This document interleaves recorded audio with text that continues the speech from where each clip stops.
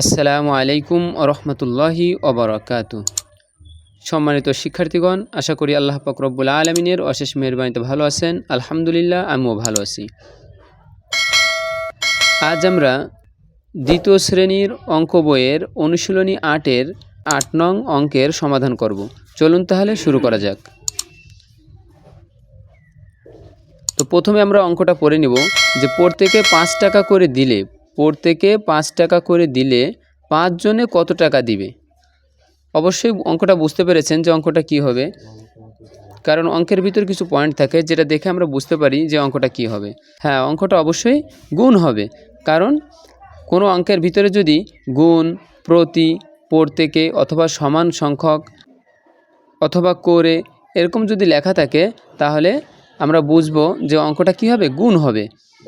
এইসব লেখা যদি থাকে, কোনো অঙ্কের ভিতরে যদি এমন লেখা থাকে গুণ, প্রতি, প্রত্যেকে, সমান সংখ্যক এমন যদি লেখা থাকে তাহলে আমরা বুঝবো যে কি অঙ্কটা গুণ হবে। যেমন দেখেন এই অঙ্কের ভিতরে লেখা আছে যে প্রত্যেকে, অর্থাৎ প্রত্যেকে 5 টাকা করে দিলে 5 জনে কত টাকা দিবে। তাহলে আমরা এইটা দেখে বুঝে গেছি যে অঙ্কটা কি হবে, গুণ হবে।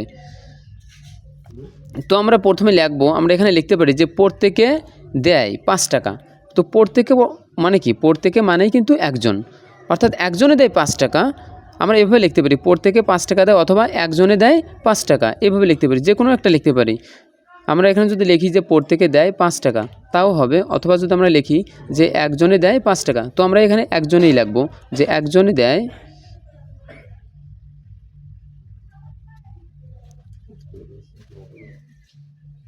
এক জনে দেয়,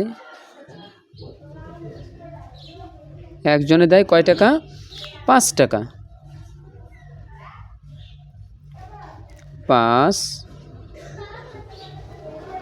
টাকা। অতএব 5 জনে দেয়, 5 জনে দেয় কয় টাকা, 5 গুণ 5। এখন যদি আমরা গুণ করি তাহলে 5 5-এ 25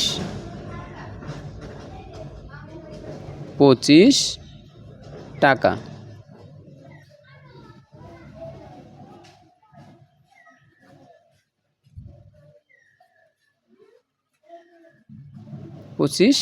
টাকা। তো আমরা কিন্তু উত্তরটা পেয়ে গেছি যে একজনে যদি 5 টাকা দেয় তাহলে 5 জনে কয় টাকা দিবে। একজনে 5 টাকা দিলে 5 জনে 25 টাকা দেবে। আমরা কিন্তু উত্তরটা পেয়ে গেছি। এখন আমরা এখানে উত্তর লিখব। উত্তর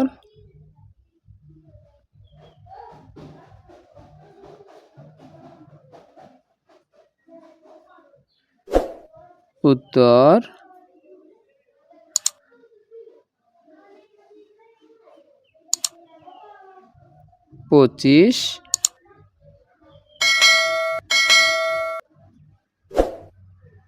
টাকা। আশা করি অঙ্কটা বুঝতে পেরেছেন। এমন ভিডিও পেতে অবশ্যই চ্যানেলটি সাবস্ক্রাইব করে পাশে থাকবেন।